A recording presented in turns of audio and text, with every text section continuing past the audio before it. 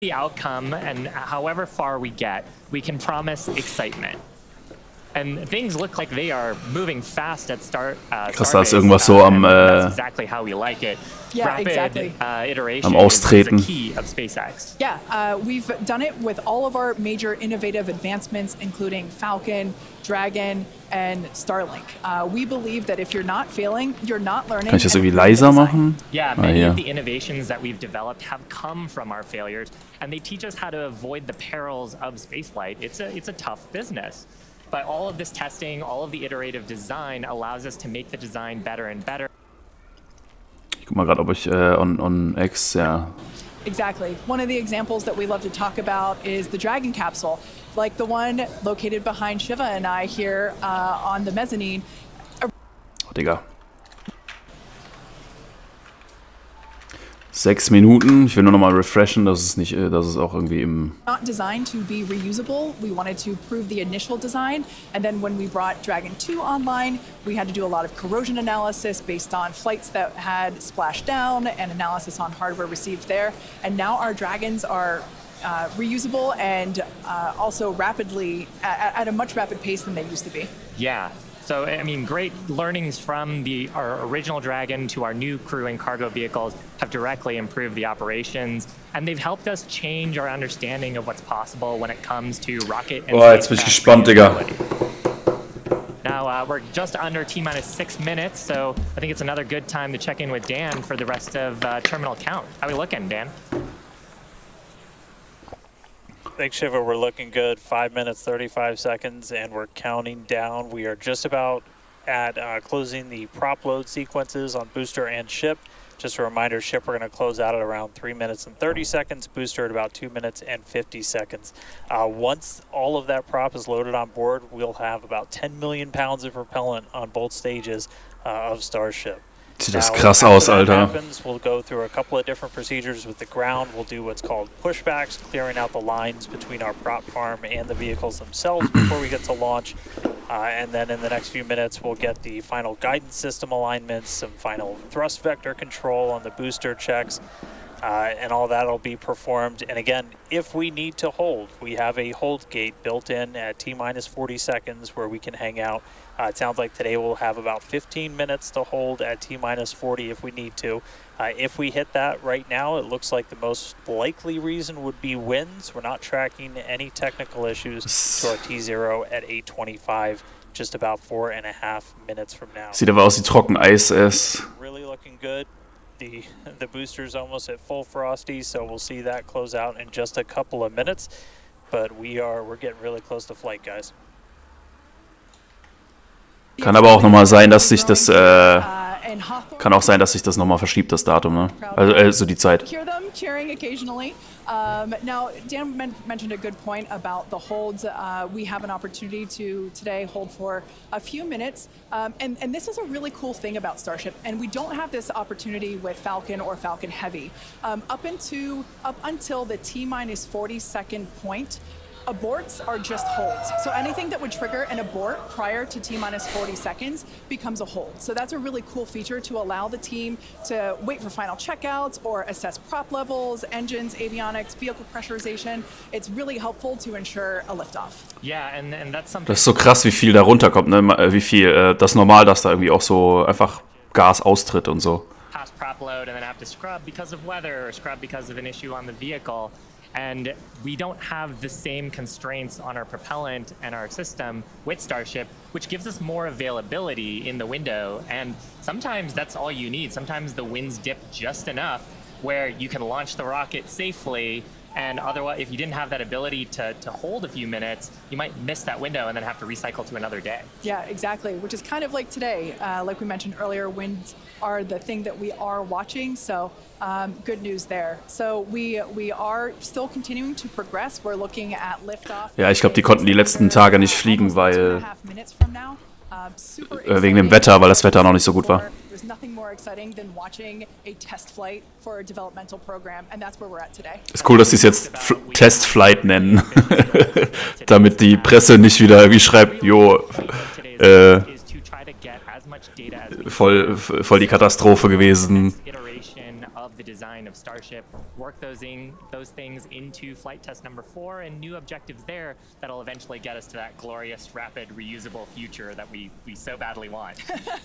Yeah, for Flight 1, we wanted to clear the path. Ach krass, hier haben einfach mehrere Flight 2, Kameras we wanted auch. to get So geil. full hot staging separation, and we did. So today, we want to get even further than that and collect as much data as we possibly can. So, with all that being said, we're going to check back in with Dan. Sieht so crazy aus hier mit den Tankstationen jetzt. So vertikal. Ah, krass, ey. 2 Minuten. Under 2 minutes away. We have closed out the prop load on the booster and on the ship.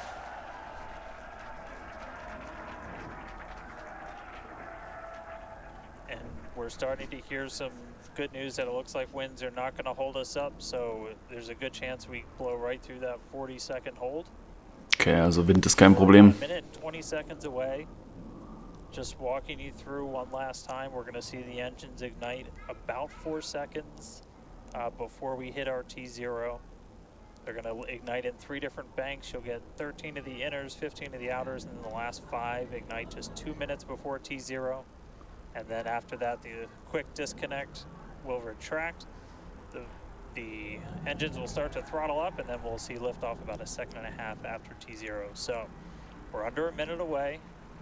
Don't be shocked if we hold at 40 seconds before, but it sounds like the winds are cooperating today. We'll be able to move right past that, not tracking any Digga, ey, ist das spannend. Past our QD vent gate.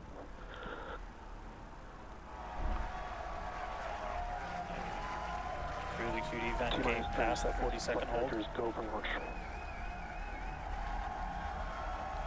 Krass, ich bin gespannt, Leute. Telling the team we are go for Ich bin echt gespannt, ob es das, ja, ob die... Also ich glaube dran, dass sie abhebt. Es wäre auch cool, wenn ein Booster auf jeden Fall landet. Let's go! Damn, Alter. So gestört, Mann. So gestört.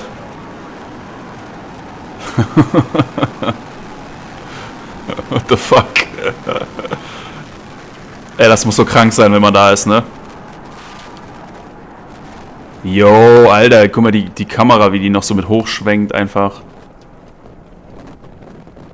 Die haben sich schon so voll drauf eingestellt.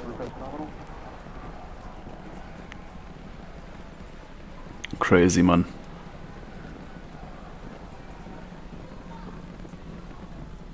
Seconds into flight, we are feeling the rumble. We are seeing 33 out of 33 Raptor engines ignited on the super heavy booster. Booster and ship, avionics, power and telemetry nominal. Acquisition of signal, corporate Continuing to get good call outs. Our trajectory. Sie ist noch nicht explodiert, Leute.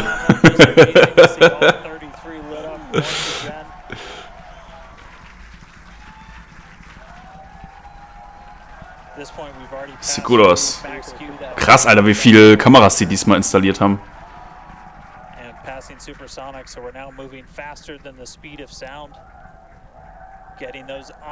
Verrückt, Mann. Oh mein Gott, wie das aussieht, Alter, ey. Crazy.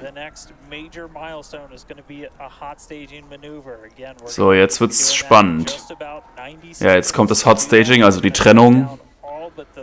Die Trennung von dem Booster, von dem unteren Teil, von dem oberen. And then the clamps holding the 2 stages together are going to release. Starship second stage will ignite its engines, the RVACs first, the sea levels right after that. The sea level engines will be splayed or just kind of pointed out at about a 15-degree angle.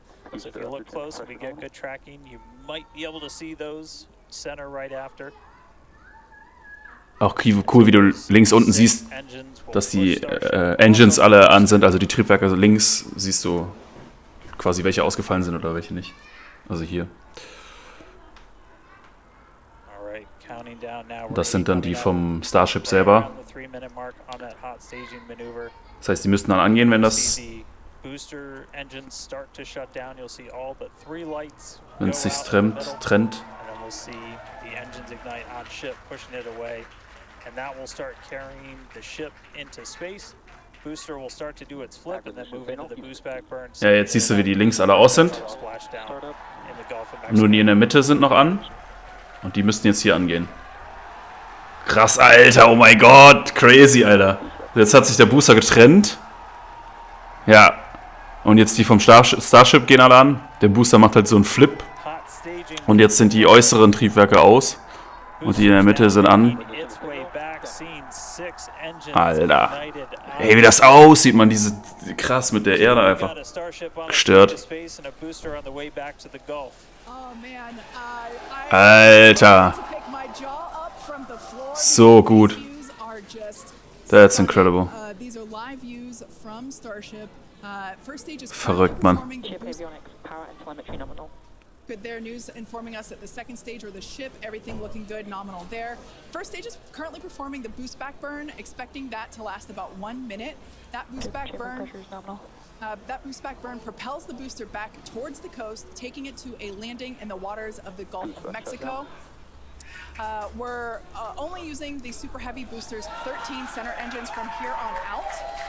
As whenever they relight, you'll be able to see that in the left bottom corner. Ja, also hier links siehst du, wenn du wieder angehen, aber jetzt navigiert er quasi zurück zur Küste. Der Booster.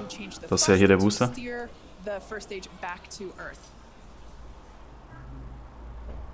Voll krass, Alter. Das ist jetzt die Top, das Starship selber.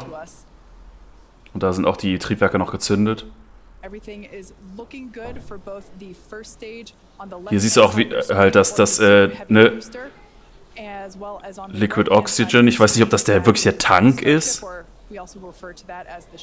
das kann ja nicht die die Tankfüllung sein, das ist ja ultra, das geht ja ultra schnell weg. The next one will be the landing burn, where all 13 center engines will initially ignite and then transition into a 3-engine burn. Ich bin geflasht, danke, dass du es zeigst. Ey, vielen Dank für den Follow, Mann. Only Bear, sehr, sehr gern geschehen. Cool, dass du mit am Start bist, Alter. Ich find's auch voll insane, Digga. Ich warte jetzt schon seit 3 Stunden, weil die immer verschoben haben, ne? Good news there telling us that the path that Starship is on is good. Now Starship's second stage is still firing its engines, and as you heard, following planned flight path, the ship objectives, we're looking for hot staging, again, cruised right through that. We're looking to demonstrate controlled ascent as well as orbital insertion. Now the bottom right-hand corner of the screen shows the ship engine graphics, so be sure to keep an eye on those. Auch krass hier, ne? Jetzt ist es einfach aufgestellt.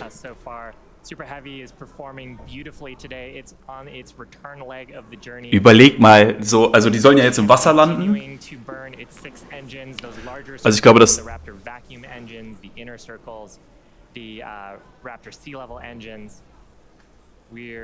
Also ich glaube, das Starship soll ja jetzt sozusagen mit dem Bauch auf dem Wasser landen und der Booster soll aber, glaube ich, also auch im Wasser landen, aber ich weiß nicht, ob es auf einer Plattform landet, aber theoretisch soll es gerade landen.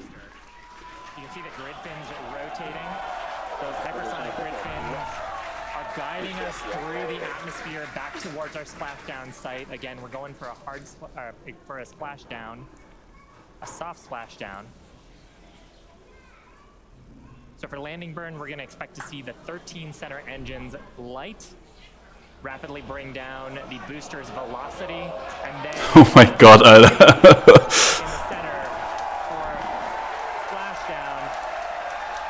Let's see if that'll work. Alter, wackelt das. Jesus Christ, ey. Again, a few engines.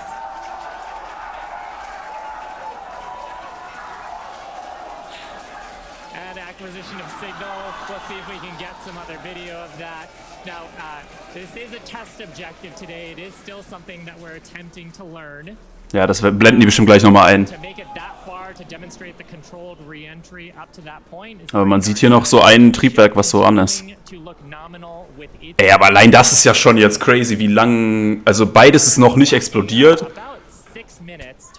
Und die Trennung hat funktioniert, das ist ja schon, das ist ja eigentlich schon die, also das haben sie ja schon erfüllt, das war ja der Plan. This burn will end just after T+8 minutes, about a minute from now. Wow, diese Bilder, da wird's mir übel, ja, ey, ist ganz schön hin und her geschwanke. Making it this far is farther than we've gone Absolutely. on flight 2.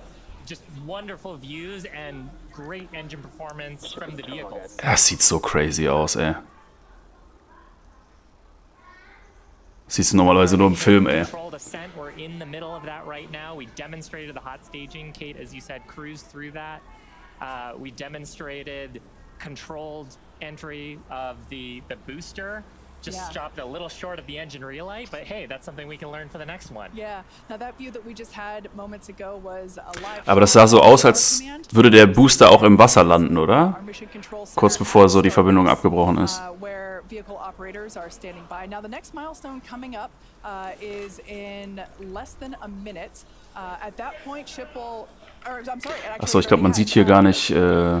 we go. Ich mache nochmal gerade hier mein Bild da drüber, weil du siehst ja gar nicht die. There by the call out and from the crowd behind us. Starship's 6 Raptor engines have successfully shut down. We heard a call out for nominal orbital insertion, which is incredible. Look at these views, Dan.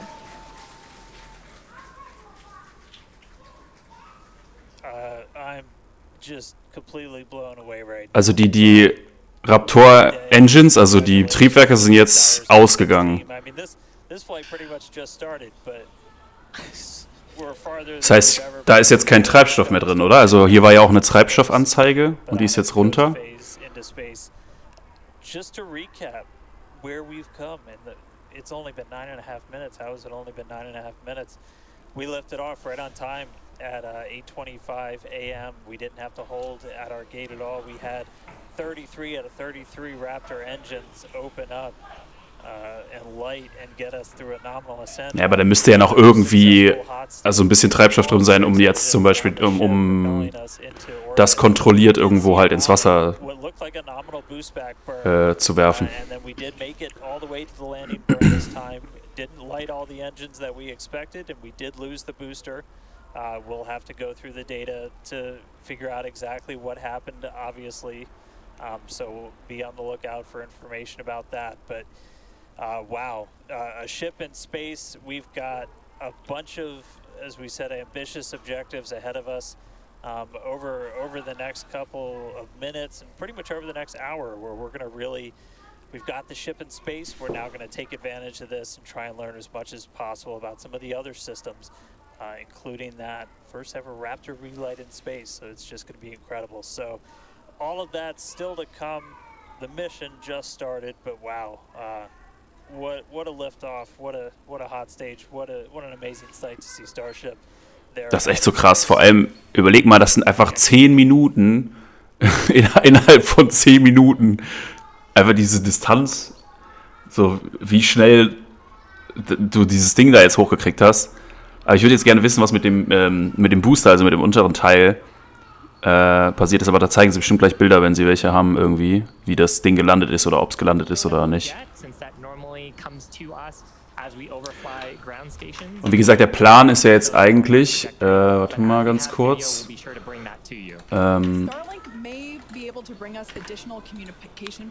Hier. Der Plan ist ja jetzt eigentlich so Re-Entry und dann Wasserlandung. Especially like the ones that we have now, which I just cannot get over. When we have views, we will be sure to bring those to you live. But no views or no views, we'll see you back here at T plus 40 minutes. Pez door is opening. And there we just heard call it that Pez door is opening, so that's great. First test. Yeah. One of our test objectives today is to open and close that Pez door. That's where we will deploy Starlink satellites from. Ah, okay, die haben noch so eine Tür da drin halt, ne, die sie aufmachen, wo sie dann die Satelliten rauslassen. Die haben sie gerade geöffnet und zugemacht, um zu gucken, ob es funktioniert. So, come back here, stick around till T plus 40 minutes for coverage of Starship's deorbit burn demonstration, followed by its re-entry and what is sure to be an exciting splashdown. Ah, verstehe. Okay, also in 40 Minuten, also T, nicht in 40, sondern in 30 Minuten, also T 40. Boah, wie viele Leute da einfach, oh mein Gott, das sieht so krass aus, ey. Gestört.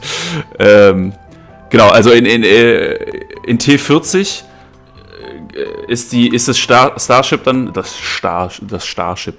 In T40 tritt das Starship dann sozusagen wieder in die Atmosphäre ein. Und der Grund, warum jetzt zum Beispiel die Triebwerke, warum sie die jetzt hier ausgemacht haben, ist, weil es natürlich im Orbit ist und dann nicht mehr betrieben werden muss, sondern zirkuliert jetzt sozusagen um die Erde und dann werden sie sozusagen in 30 Minuten macht das Starship dann so einen Flip, ne, und landet dann im Wasser und ich nehme mal an, dafür braucht es ja auf jeden Fall dann wieder eine Triebwerkszündung.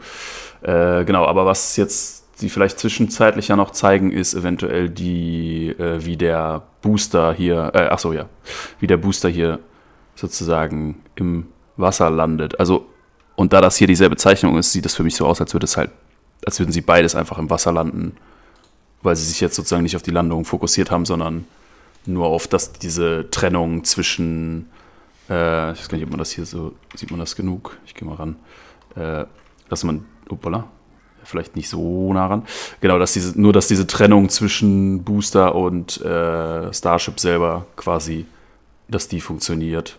Genau, und das haben sie ja jetzt auf jeden Fall schon geschafft. Und der Booster ist, glaube ich, ja auch schon im Wasser gelandet. Also, ja. Die Landung soll wann sein? Also, haben sie jetzt nicht gesagt, die haben nur gesagt, dass sozusagen die, hoppala, warte mal hier, zurücksetzen. Die haben nur gesagt, dass jetzt dieses Starship Re-Entry, dass das in T40 ist, also in knapp 25 Minuten. Ja. Und dann ist sozusagen die Landung von dem Booster, die war schon, also da kann es halt sein, dass sie jetzt nochmal Bilder zeigen, beziehungsweise könnte man halt auch schauen, ob es eine Boosterlandung schon, es gibt ja auch noch andere Livestreams sozusagen, ne, so private oder was auch immer, ob da nicht schon eine Boosterlandung dabei war. Müssen wir kurz die Starship SpaceX Starship 3 Booster Landing.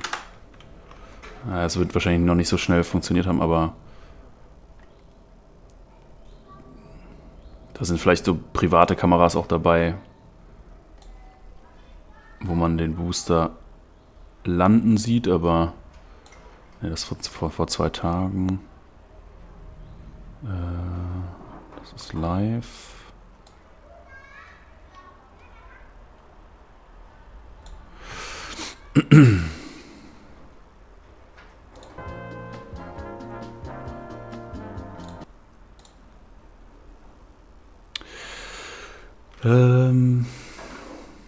Ja, also hier in der Timeline, ich glaube, die haben ja eh verschoben, das heißt, die ist eh nicht mehr aktuell. Ja, aber der Booster ist wie gesagt eh schon gelandet, also da wartet man einfach auf die Bilder. The fuck? Hey, krass, ist das jetzt so eine Kamera im Tank oder was? Die Mucke auch einfach irgendwie so smooth Jazz. Crazy. Ich guck mal gerade, ob hier vielleicht... Wie gesagt, das sind so andere Kamerawinkel dann auch, ne? Im Starship.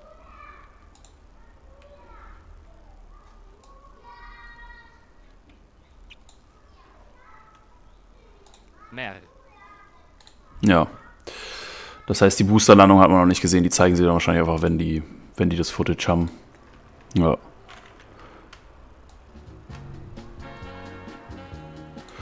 Also in 20 Minuten in etwa. Also dann ist nicht die Boosterlandung, sondern der Wiedereintritt von dem Starship in die Atmosphäre. Und dann sieht man halt, ob diese Hitzekacheln sozusagen halten, wenn das Starship sozusagen so auf dem Bauch in die Atmosphäre eintritt. Oh mein Gott, Alter, das war jetzt auch... Ja, genau, also hier... Ansonsten können wir halt mal schauen, was hier noch so steht. Also im Prinzip ist das Starship ja abgehoben, dann hat es sich hier getrennt. So, Boostback, genau, also der Booster ist wieder Richtung Boden und landet. So, dann, genau, diese Tür haben sie ja vorhin geöffnet, also wo die Satelliten dann rauskommen sollen. Und die Triebwerke haben sie ausgeschaltet. Dann Propellant Transfer Demo, ich glaube, das soll eigentlich meiner Meinung nach sein, dass du 2 Starships hast und dann tauschen die zwischeneinander sozusagen den Treibstoff, aber keine Ahnung, warum das da drin steht. Das ist ja eigentlich nicht, weiß nicht. Das ist aber schon Flight Test Timeline. Ja doch, all times are approximate. Ja, keine Ahnung, vielleicht hatten sie das mal eingeplant, aber oder die meinen was anderes damit. Raptor in Space Relight Demo. Genau, also das heißt, die werden dann nochmal die Tür aufmachen. Das sind jetzt die nächsten Steps, so den Transfer check ich halt nicht, keine Ahnung. Und dann, also Relight heißt wahrscheinlich einfach, dass die Triebwerke wieder zünden. Also weil Raptor sind die Triebwerke. Und dann, ja, also eigentlich um 50, ne? Aber sie haben jetzt gesagt 40. Warum auch immer, also 10 Minuten früher. Kann aber auch sein, dass es halt dann später, also dass es dann auch dauert. Und dann, genau, tritt das Starship wieder ein und dann Starship ist Transonic. Subtonic, weiß ich nicht, was sie damit meinen. An exciting landing, okay, whatever. Ich nehme mal an, das ist sozusagen da Transonic und Subtonic, also Vor- und Nacheintritt oder sowas. Weiß ja nicht, was ist Subtonic.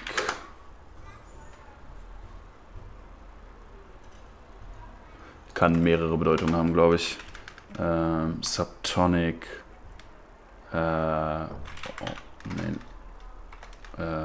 Orbit.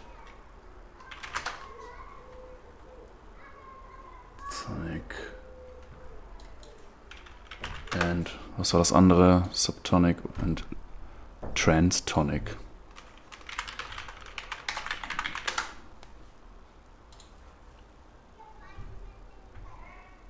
Da war aber gerade irgendwas mit Flugzeugen. Sub and Transtonic.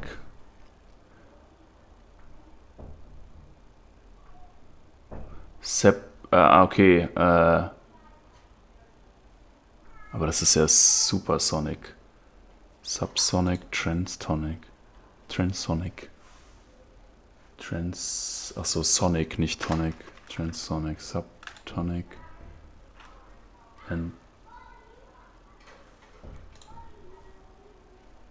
Transtonic and Subtonic. Speed of Sound, Flight, Machname. Okay, also es ist dann wahrscheinlich einfach, beschreibt diese Geschwindigkeit. Also du hast ja Überschallgeschwindigkeit. Hier Hypersonic ist Überschallgeschwindigkeit, wie so ein Düsenjet. Sieht man das? Hier. Also das beschreibt einfach sozusagen die Beschleunigung oder die also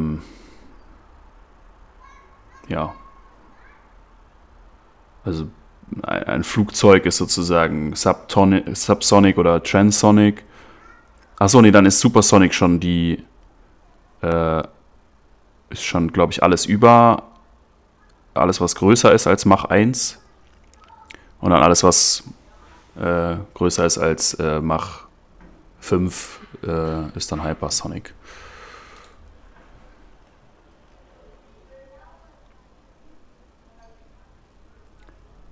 Ja, also alles, was sozusagen langsamer fliegt als Schallgeschwindigkeit.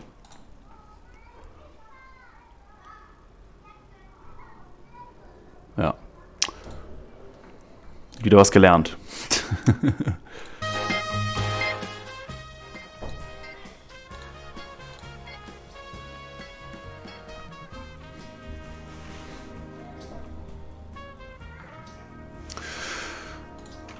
Mal gucken, ob jetzt mittlerweile mal so Booster-Landing. Starship 3.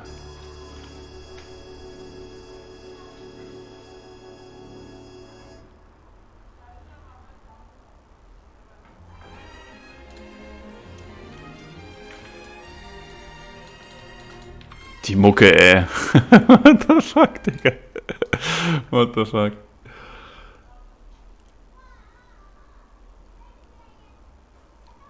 Ja, also gibt's noch nicht wirklich was zu wie der Booster. Also ich denke, wir kriegen halt Bilder, wenn der Booster gelandet ist. Hoppala.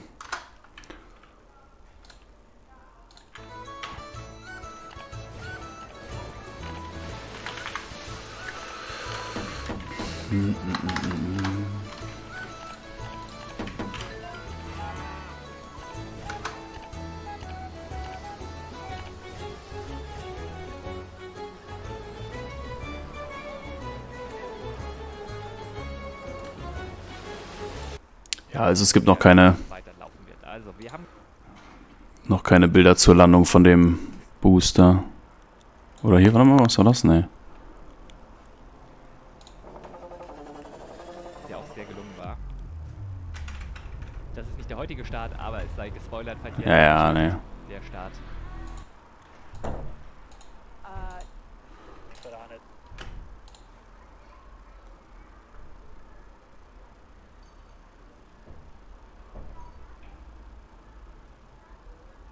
Nö, also dazu haben wir noch keine Bilder. Also die gucken auch alle nur also es gibt halt so private, ne, irgendwie hier, das ist zum Beispiel so ein privater Livestream. Aber da siehst du halt auch den Booster nicht, es weiß ja auch kein Mensch, wo der Booster da landen soll. Also, oder vielleicht weiß man das schon, aber ist halt irgendwo auf dem Wasser, ne. Also falls die das überhaupt, wenn es wirklich jetzt irgendwo im Ozean war oder so, kann ich mir auch vorstellen, dass sie davon gar keine Aufnahmen dann haben, weil es halt einfach nur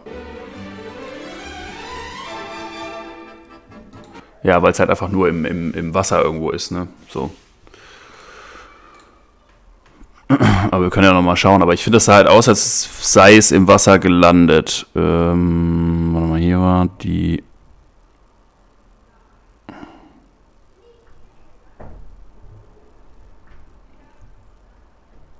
Hä, da ist doch noch der Booster hier. Ah ja, hier, so. Da hat man jetzt so die Landung von dem, also das, genau, guck, da dieser Moment. Du könntest ja mal in Slow-Mo machen, aber das sieht für mich aus wie, mal ganz kurz. Wiedergabegeschwindigkeit. So, da sieht es aus für mich, als würde das so im Wasser hier landen, zack, da. Und dann bricht ja auch die Aufnahme ab, ne? Und dann haben sie entweder ein Schiff irgendwo drumherum gestellt, so, wenn sie jetzt wirklich so das genau so kalkuliert haben. Und dann ist da vielleicht noch eine Kamera drauf. Aber wenn nicht, dann gibt es wahrscheinlich auch keine Aufnahmen davon wieder, ob der Booster jetzt, wo der gelandet ist. Aber ist ja auch egal, weil an sich hat das ja funktioniert, mit dass das sozusagen so, dass der gerade runter gelandet ist sozusagen. Ob der dann jetzt auf der Erde gelandet ist oder nur im Wasser, so in der Theorie hat es ja dann schon mal besser funktioniert, zumindest als letzte Mal. Aber das ist ja auch nicht sonderlich schwer, sozusagen es besser zu machen als letzte Mal, weil ich meine, letzte Mal sind halt beide Sachen explodiert und die Trennung hat nicht funktioniert, worum es ja eigentlich ging. Ja. So, wir sind jetzt bei was? T plus 27. Also Sie haben gesagt, bei T40 würde der Eintritt in die Atmosphäre wieder sein, aber laut Plan ist es theoretisch 49. Aber ja, das heißt, dann meinen Sie wahrscheinlich die Triebwerkszündung sozusagen ist um 40. Dann begibt sich also Starship sozusagen wieder in Richtung Erde. Und vorher probiert es nochmal sozusagen die Klappen aufzumachen. Das müsste jetzt, wobei, war da 28? Ja, das müsste jetzt irgendwie sein. Deswegen haben sie vielleicht auch die... ja, hier, das ist die Klappe. Das ist die Klappe, wo die Satelliten theoretisch rausgelassen werden, ne? Das heißt, die müsste eigentlich nochmal aufgehen. Bin jetzt im Log. Was auch immer Log ist. Aber ja, viel Spaß. Danke fürs Einschalten. Sonst, wie gesagt, in 10 Minuten müssten die Triebwerke nochmal zünden. Okay, jetzt ist irgendwie Licht. Nee, hä?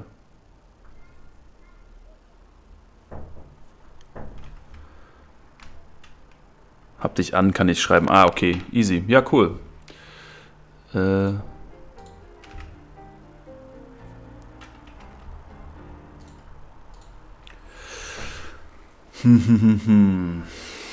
will jetzt nur einmal gerade kurz in den anderen Stream gucken, weil der hat ja diese. Dann kann ich nochmal gucken, ob die jetzt schon die Klappen vielleicht aufgemacht haben.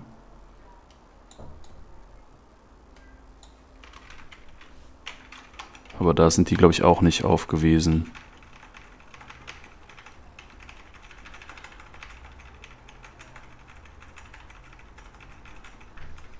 Nee.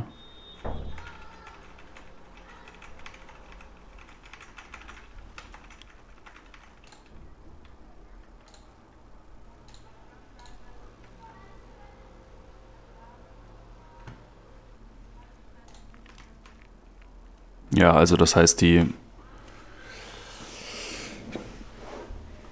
das sieht aber schon krass aus, weil halt immer so Licht durchkommt. Jetzt geht die Klappe auf. Nice, okay. Ja. So sieht es also aus, wenn die offen ist. Von außen sieht man da aber nicht so wirklich was. Krass. Okay, das ist das Licht, weil die dreht's. Ne, drehen tut die sich nicht, ne.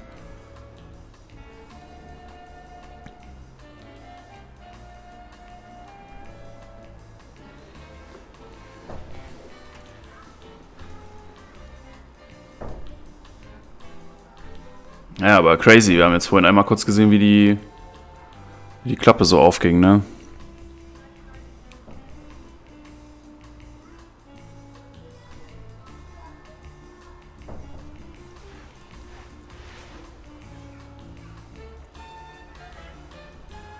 Krass, was da alles so rumfliegt, Alter.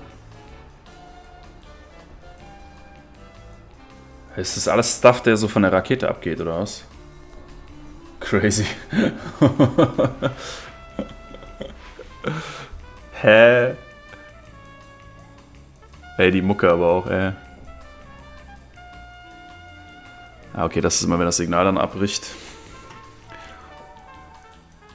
Ich komme auf die Mucke nicht klar, Alter. Das ist so wack.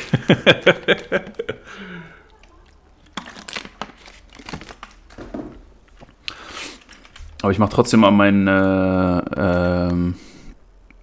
irgendwie muss ich das Bild nochmal, ich glaube, hochziehen oder so. Sonst ist das so im Weg, oder? Weil das ist ja, sonst sieht man da die, oder ich mach's mal hier hin vielleicht. Oder oben in die Ecke. Ich glaube, oben in die Ecke ist vielleicht besser, ne? So. Ja, ich glaube, das ist... Weil dann sieht man hier auch mal den Speed und die... ja, den Treibstoff und so. Also was ich nicht ganz gecheckt habe, ist, dass diese Anzeige vom Treibstoff ja so hochgegangen ist. Also runtergegangen ist. Also ist das der Treibstoff, den das Schiff in dem Moment dann verbraucht? Das checke ich noch nicht so ganz, aber... Weil das ist ja nicht die komplette Tankanzeige. Das ergibt ja auch keinen Sinn, weil die müssen ja jetzt noch steuern, wie sie sozusagen landen. Und irgendwie kann ich mir auch nicht vorstellen, dass das... Also da muss ja jetzt eigentlich noch relativ viel drin sein, oder? Die werden das ja schon voller getankt haben, als so irgendwie Maximum. Also das würde mich mal interessieren, aber das werden wir ja im Nachhinein bestimmt dann auch. Das ist ja cool, falls die Landung im Wasser klappt, dann können die ja trotzdem checken, beziehungsweise auch, die haben ja Messwerte da drin, die können ja dann checken einfach auch, wie viel hat das Ding jetzt verbraucht, ne? Weil das würde mich auch mal interessieren, wie viel jetzt wirklich, also ob die jetzt wirklich eine komplette Tankladung, also ob das so super knapp ist. Oder ob die jetzt wirklich nur wenig verbraucht haben. Das würde mich mal interessieren. So, jetzt haben wir wieder ein Bild. So, in 6 Minuten müsste dann die Zündung von dem Triebwerk wieder da sein. Und dann wiederum nach 10 Minuten müsste man den Eintritt in die Atmosphäre sehen. Das sieht bestimmt auch krass aus, wenn hier sieht man ja diese schwarzen Heat-Tiles, also diese Hitzekacheln. Und wenn die in die Atmosphäre eintreffen, dann müsste ja quasi das mit also nicht wie es jetzt rum ist, sondern genau andersrum. Müssten die Hitzekacheln ja Richtung Atmosphäre zeigen und dann sieht man bestimmt hier so Flammen dran vorbeigehen. Falls jetzt nicht das noch voll abtreibt oder explodiert oder was auch immer. Kann ja auch alles noch passieren.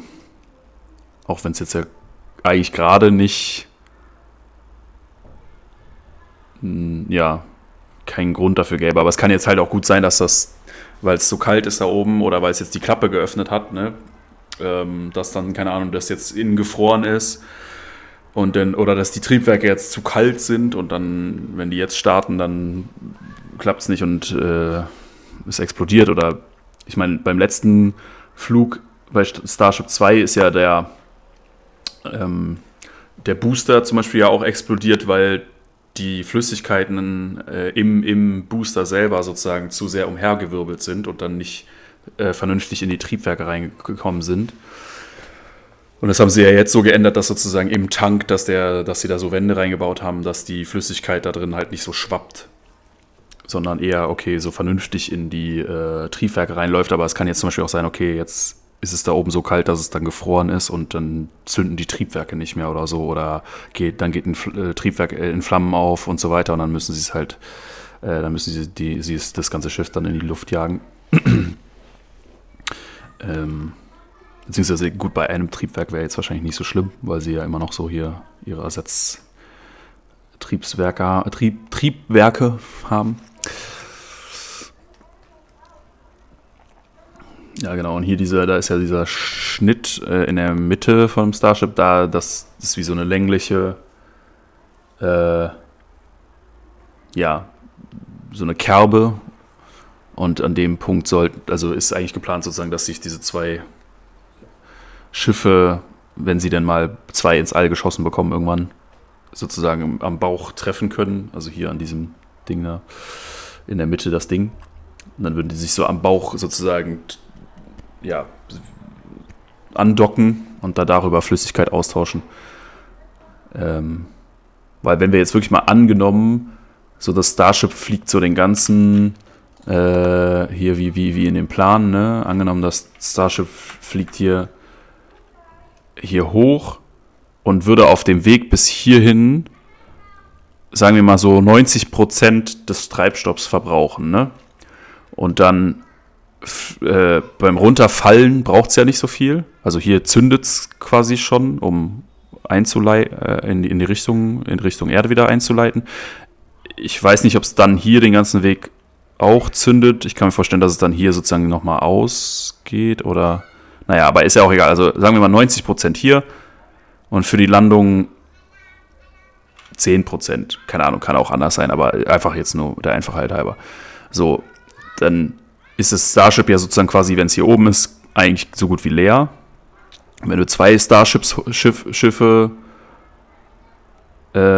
hochschickst, jetzt ist die Frage, weil sie wollen es ja betanken. Genau. Und das Starship selber als Kapazität, also da, wo ja die Satelliten drin sein müssten jetzt, ne? Also ja, warte mal, der Booster hat ja die... Okay, genau, also der Booster schickt das Starship hoch und das Starship selber hat noch eine kleine Menge an Treibstoff. Und dann würde man ja aber trotzdem im Orbit sozusagen das Schiff befüllen. Ja, das ergibt gerade irgendwie in meinem Kopf keinen Sinn. Also sie befüllen dann, sie schicken 2 Starschiffe hoch und 1 benutzen sie dann, um das andere nochmal aufzufüllen.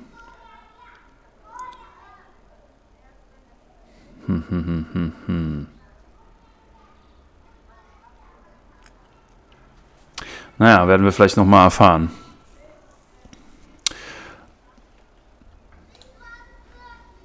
Ah, okay, jetzt haben wir wieder ein Bild und Ton. Followed by re-entry and then landing in the Indian Ocean. Incredible. Ja, also es wird im That's right, guys. We should be just im Meer landen. 40 seconds away, 40 or 50 seconds away, if we do this relight demo. Do want to stress this is not a deorbit burn. In fact, it's actually going to function a little bit opposite of a deorbit burn. We're going to be raising our perigee with this burn for the lowest point of our orbit. This is just to demonstrate that we can relight a Raptor engine on ship while it's gone through a coast, while it's in outer space, while it's in microgravity. All of the different complexities that come with lighting this engine again after it's already done an ascent burn, but you're now coasting through space. This is going to be really important anytime we want to do in-space maneuvers in the future, like eventual deorbit burns, any of our translunar injections that'll have Raptor engines firing back up. We may not do it. There is all of the guidance is loaded into Starship's computer itself, so if it doesn't see the values that it needs to, we could just skip the burn. So we are waiting to find out if that's going to happen or not. If it doesn't, as we said in the beginning, we're on a pretty steep trajectory that we are coming home no matter what, regardless of doing a burn. This was done just so we can really, we're in a trajectory that's really not super susceptible to delta V changes in velocity. If we were to do a burn, we've got a pretty concise footprint in the Indian Ocean that we're going to be targeting for splashdown today. It does sound like we are skipping past the on-orbit relight demo this time. Again, we'll confirm all of this through our post-flight data review, but it did sound like we did pass through that burn. So now that's going to start setting us up for re-entry. Yeah, that's exactly right. So coming up next around T plus 49 minutes is Starship re-entry.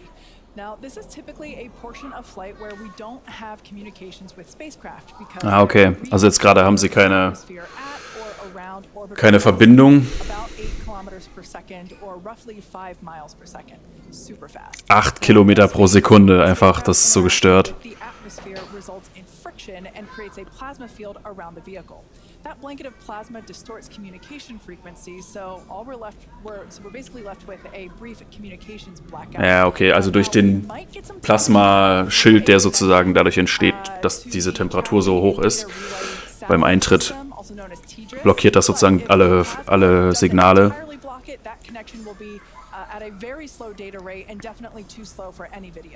But that's why Starship and Starlink are a great partnership. Starship is so big that it will leave a wake or a hole in the plasma field as it flies through an atmosphere. You can think of a wake kind of like when you see a boat going through the Aber die meinten also, dass... leaves jetzt sieht man kurz was. trail behind it. There's some of those great views Ja, from Starlink giving us views of Starship's onboard also es muss ja... Sie haben gesagt, dass es... Starlink on board will let us, just like we're seeing these videos now, see through that plasma field by maintaining a continuous communication lock with the satellites on orbit through the wake that Starship leaves behind. Now, this is only the second time that we're testing Starlink during re-entry, so even though we do have these great visuals now, don't be surprised if we manage to get some signal hiccups through. We're still learning about what that... Also es kann jetzt sein, dass die Kommunikation irgendwie abbricht, aber sie meinten irgendwie, dass das irgendwie mit Starlink connected ist und die versuchen da irgendwie diese Verbindung herzustellen, oder wenn ich es richtig verstanden habe. Yeah, that's right. And one of the really primary reasons we want to use Starlink is to just gather as much data as possible. It's been said the data is the payload on one of these flights, where we're putting this flight hardware. Ich frage mich, also eigentlich haben sie ja gesagt, um 40 würde diese Zündung stattfinden und das Schiff hat sich ja jetzt einfach schon gedreht. Oder ist sich noch am Drehen.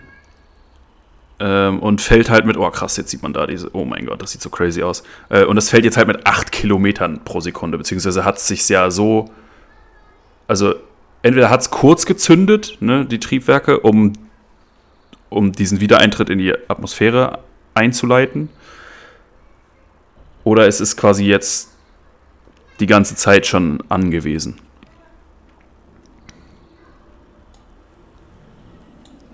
Now, if Starship manages to make it all the way through re-entry, we'll collect valuable data on Starship flying Zeug da einfach abfliegt. at hypersonic speeds, meaning more than 5, or at this point, will be more than 5 times the speed of sound.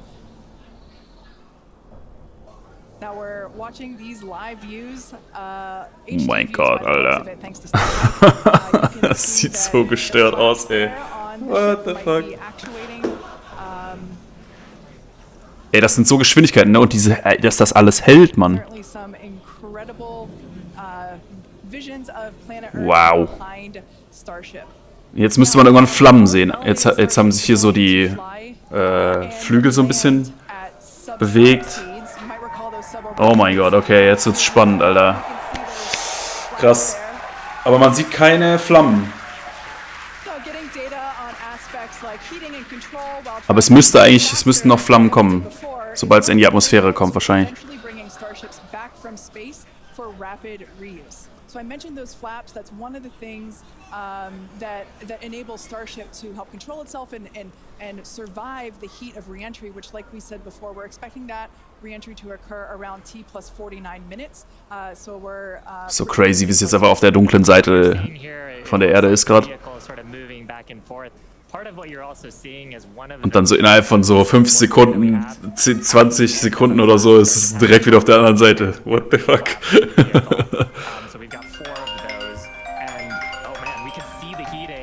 Flaps as we're starting to re-enter the Earth's atmosphere. This is where the Earth's atmosphere is doing the work to slow us down. Oh, jetzt sieht man, oh krass, da sieht man's Plasma. Alter, wie das aussieht, ey. Oh mein Gott.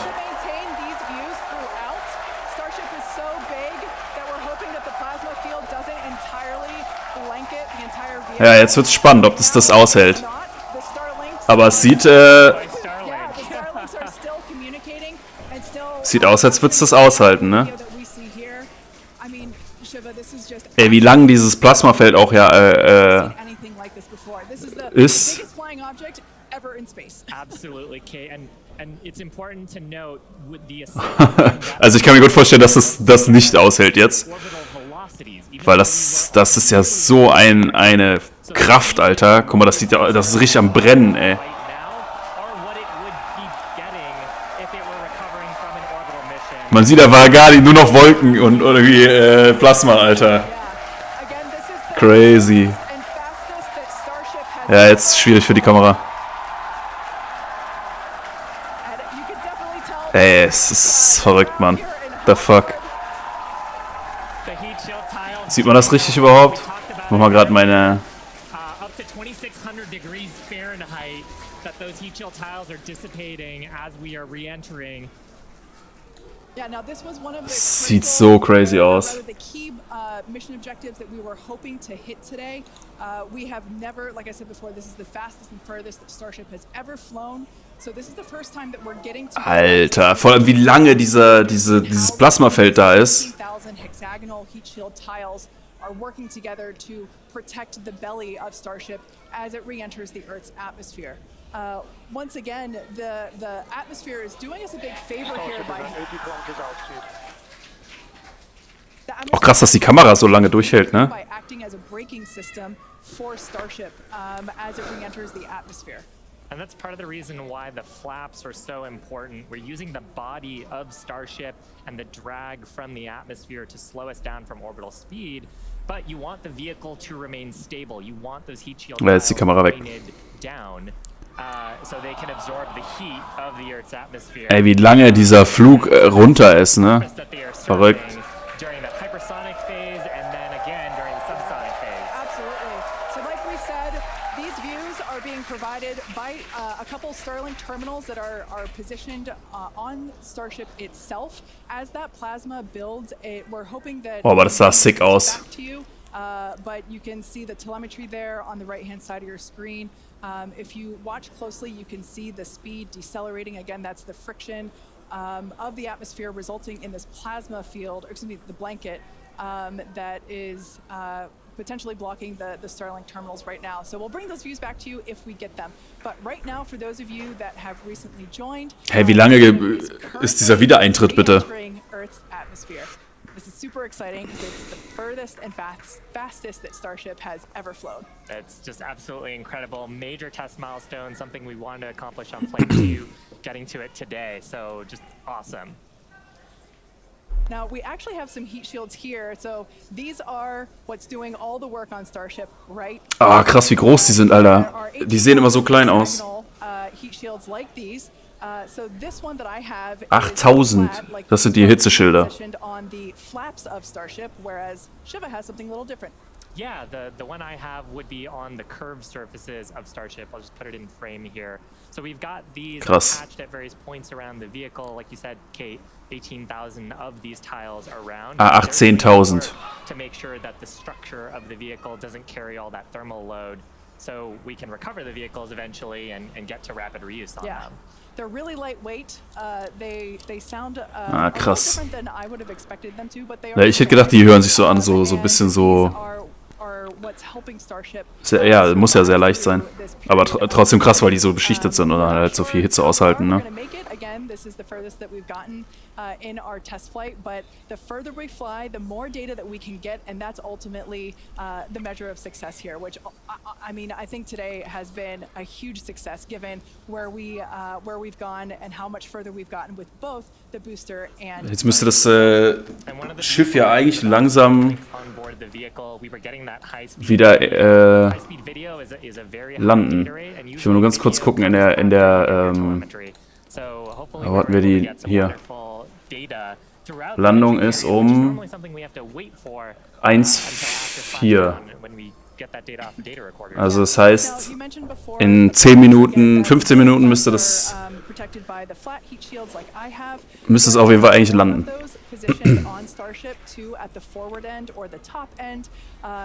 Aber kann auch sein, dass der Plan sich halt irgendwie nach hinten verschiebt, ne, oder? Or positioning during atmospheric flight and enable precise landing at the intended location. So today we are intending to splash down in the Indian Ocean. We're hoping that we can make it that far. But Aber sie haben auch geschrieben, exciting landing, ne? Also das heißt... what has been an exciting day. Absolutely, and I mean, we've had some tests in the past. We had suborbital campaigns where we have tested out the aerodynamic flaps at subsonic speeds, so that's below the speed of sound. At hypersonic speeds, well, supersonic speeds first, so faster than the speed of sound, and then hypersonic speeds. Ja, ist halt immer noch was anderes, ne? Die haben halt dieses Manöver, dass das Starship sich so dreht, haben sie schon probiert, aber halt nicht bei so hohen Geschwindigkeiten, ne? Ja. Yeah. And that's actually a great point because we are expecting that entry subsonic period to occur around T+1 hour and 3.5 minutes. So we're not there yet. We're about 10 minutes away from that point. So again, that is when Starship. Ja, also sie meinte auch gerade, dass in 10 Minuten sozusagen. Thanks to the atmospheric braking system. Ja, also jetzt in 10 Minuten müsste es sozusagen subsonic sein wieder, also Unterschallgeschwindigkeit. Ah, krass, wie lange das dauert. Aber gut, jetzt fällt's ja auch, ne? Und beim Hochschießen hat's ja Triebwerke gehabt, ne? Und jetzt beim Runterfallen ist es halt einfach langsamer, das ist crazy.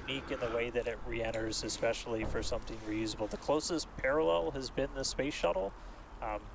When we're comparing Starship to like when we bring a Falcon 9 booster back, we're talking about 20 times the energy given the velocity that we're moving at, and all of that energy just gets converted into heat, and then we need to use those tiles to just help dissipate that heat. They're not ablative like you would see on something like Dragon, which uses an ablative in the capsule shape. So they are these tiles that are made to be reusable. So any data we're getting on the actual temperatures it was seeing during heating, all of that is just really hugely valuable. Where Starship is really. Wobei, ich muss gerade sagen, ich bin mir nicht sicher, ob die Geschwindigkeit jetzt. Warte mal, jetzt ist es 8 Kilometer pro Sekunde, meinten sie, ne? Naja, das ist ja. Das müsste ja höher sein als beim. Ja, der Fall müsste höher sein, als wenn es hochgeht, aber weiß ich nicht. Da müssen wir nochmal nachgucken. Again, if you compare it to the shuttle, which entered, it had the wings, it had a similar heat shield system, but it had wings. Aber der Start hat ja auch nur so 10 Minuten gedauert, oder? 15 Minuten. Und jetzt ist ja, also die Landung jetzt oder das Wiedereintreten in die Atmosphäre dauert ja viel länger. Aber weil du ja auch irgendwie diese Resistance hast, ne? Also diesen Widerstand, ne? Also vielleicht ist es das auch. Und also das kreiert halt Hitze und vielleicht deswegen dauert es länger. Touchdown on the ground. So you don't need a runway. We're doing that again, designed because when we go to the moon, when we go to Mars, there's not going to be a runway there for us, and so that propulsive landing. Das ist jetzt 3D-Animation hier. This is an animation of pretty much what we were just watching on actual Starship video, which is pretty incredible. But we go through peak heating. One of the benefits of today's trajectory, actually, we got closer to what the heating profile will be on just a normal mission when you compare it. Aber so müsste das jetzt in etwa aussehen, ja. Which we're headed out to Hawaii. So we go through peak heating and then we hit subsonic, and then Starship splashes down in the ocean. Again, we're not doing a landing burn on this flight. Ja, okay. And we're not expecting Starship to survive the impact. We're not going to be recovering any of the hardware. For now, though, we are just still waiting to see if we're going to get some signal back. We're currently at a loss of signal with Starship. Don't know for sure what its status is, and so we're just continuing to listen. Ja, also wie gesagt, ne, das heißt, es wird nur landen auf dem Bauch, dann halt einfach im Ozean, im Indischen Ozean, weil sie jetzt nicht probieren, diese Landung durchzusetzen. Ich weiß nicht, wie die auf Deutsch heißt, halt also mit diesen Triebwerken, dass sie sozusagen wie so ein Belly-Flop-Manöver nennen die das, also dass der Bauch sich sozusagen dreht und dann landen sie ja sozusagen auf den Triebwerken. Das machen sie nicht, sondern ihnen war jetzt nur wichtig, dass sie diesen Eintritt in die Atmosphäre mit dem Bauch schaffen. You are gliding in, going back to a runway on Starship because we're landing vertically. we are basically coming down, and then we've seen this during the suborbital campaign. We're not going to see it today, but during the suborbital campaign, we did the flip maneuver and then light our engines for a landing burn. And that's also really important for some of our other terrestrial destinations. That we don't have as much of an atmosphere on Mars. There is pretty much no atmosphere. Ja, also das haben sie schon gemacht hier mit so einem Test, ne? Dass sie diese Landungen schaffen. But on the moon, there is no atmosphere. On Mars, the atmosphere is extremely thin, so you actually need some other sophisticated techniques that other landers have used to land there. And so this vertical landing technique is really important to landing on destinations like those, which is ultimately where we're trying to go. Also sie landen jetzt auf dem Bauch, weil auf dem Mars und auf dem Mond natürlich hast du keine Atmosphäre. Und dann funktioniert diese Hochkantlandung nicht so gut sozusagen. Deswegen probieren sie das jetzt so. The first demonstration of opening and closing the PES door, which is where we will deploy Starlink satellites from in the future, as well as a gathering data on how the heat shield tiles performed during the entry period. And so far, all of that has gone really well.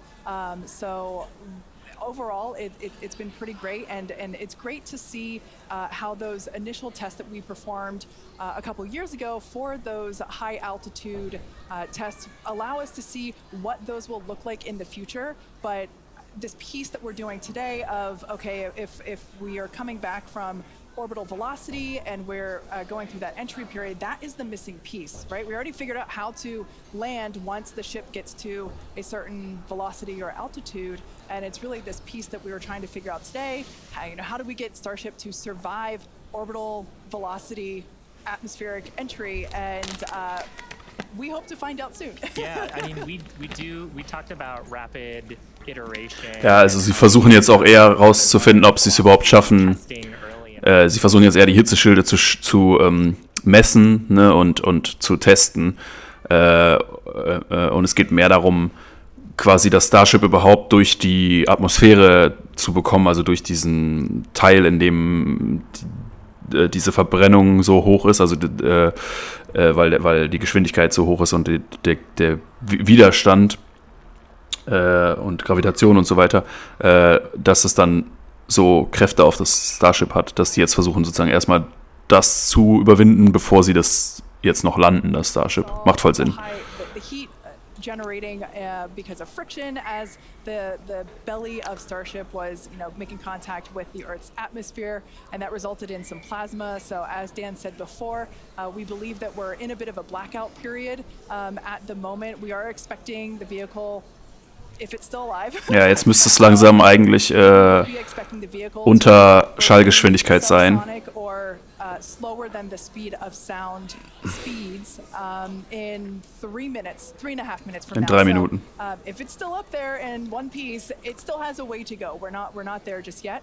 But we saw that plasma field building up around the exterior, which can blanket the entire vehicle as it does with all of our drag. Ja, das ist auch so krass, dass das so lange. Es ist crazy, dass das so lange einfach dieses Plasma um sich hat, ne, weil das einfach halt so, ja, die Atmosphäre so groß ist, ne? Absolutely. Ja. We are hearing through some of the telemetry that we did. It did look like we lost Starlink and our TDRS data flow at the exact same time. Now, if both of those signals are cutting out at the exact same time, that could mean we lost the ship. It has been several minutes since we've gotten any data from Starship. Ich meine, es kann sein, dass das Schiff jetzt verloren ist. Get any additional confirmation, but that is one data point that we're tracking, and that could indicate that we had a loss or a breakup of the ship. Also es kann sein, dass das Schiff explodiert ist oder kaputt, weil sie von all ihren... Also sie kriegen keine Daten mehr. Incredible to see a Starship coming back from space after getting all those views from space for the very first time. So we'll just keep on listening in on the loops here, see if we hear anything. Ja, wäre natürlich cool, wenn man sieht, dass das Starship so, ne, dass es durch die Atmosphäre geschafft hat, durch diesen ganzen Druck und so, aber scheinbar kriegen sie keine Daten mehr, kein Video-Footage mehr, und von Starlink, das nutzen sie ja, um diese Daten versuchen zu empfangen, hören sie gerade auch nichts, und das Video auch nicht, also das heißt, da sind sehr viele Indikatoren, dass sie das Schiff verloren haben. and then we were also getting data back. Ja, man sieht auch, alle sind jetzt gerade so, hey, es ist irgendwie, wir hören nichts mehr vom Schiff. Mission control down at Starbase. So these are all the folks who are experts on the various different systems, taking a look at the live data that we did have. Also kann sein, dass die Schilde nicht stark genug waren, ne? Oder das. Yeah, absolutely. It would be so tough to stay focused with what an exciting day we've had today. Yeah, to quote Monty Python, I'm not dead yet. We don't know, as Dan said. We did lose connection with TDRS, which is the tracking and data relay satellite system, and Starlink at the same time. So it is a realistic possibility that we lost Starship, which honestly was always on the table. We didn't know how far it was going to get. The further we could fly and the more data we could collect was always the biggest win. And so regardless of, if we did lose the vehicle and we are not able to make it all the way to our intended splashdown, note that we weren't intending to recover this vehicle, either vehicle, the Super Heavy booster nor the Starship. We weren't intending to recover either of them. They were both going to basically hit at terminal velocity and break up upon contact with the surface of the ocean. Ja, also beide, ne, sowohl Booster als auch das Schiff war eh nicht geplant, dass es überlebt, sondern sollte im Ozean landen, ne, und dann zerschellen. That we lost Starship due to basically a double blackout from TDRS and Starship data at the same time. But it's worth mentioning, this is the first time that we have come back at these speeds. Absolutely. In any of the test flights that we've done so far with Starship. So we are trying to prove out that the heat shield works as intended, that the controllability at those hypersonic speeds works as intended.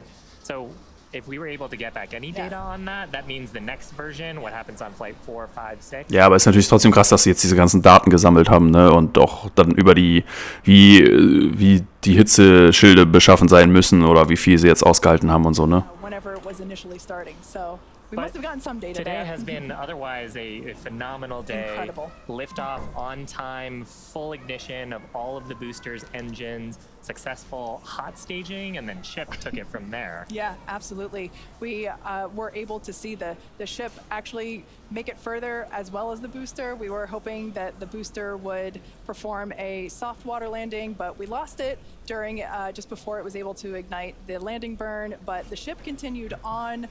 We saw all six Raptor engines on the ship ignite and then shut down for second engine cutoff, and we saw some amazing views as well. And it's just been certainly a day that I will be taking many screenshots and using them as my computer desktop background for, well, until the next Starship launch.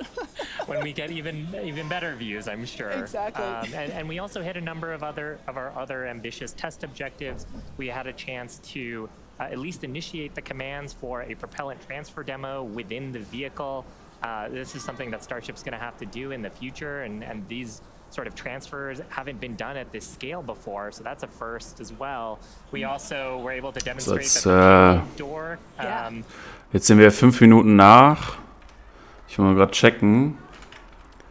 Im Zeitplan wäre jetzt eigentlich sozusagen 5 Minuten nach, müsste es jetzt eigentlich landen. So a number of test objectives hit, much more accomplished than Flight 2, and making steady progress towards a fully, rapidly reusable, reliable Starship. Absolutely. And hey, Kate, and hey, Shiva, we were just hearing on the loops, we are making the call now that we have lost Ship 28. So, as we were possibly expecting, we lost the data a couple of minutes ago. We haven't heard from the ship up until this point, and so the team has made the call that ship has been lost. So no splashdown today, but again, just it's incredible to see. Okay, also das Schiff ist verloren. We had a couple of those ambitious objectives that you guys were just walking through that we're able to take advantage of while Starship was in outer space flying over our planet for the pünktlich zu den Handwerkern wahrscheinlich. Ja, ey, vielen Dank für den Stream. Cool, dass ihr am Start wart auf jeden Fall. Falls ich Infos habe, melde ich mich nochmal. Ansonsten habt einen schönen Tag und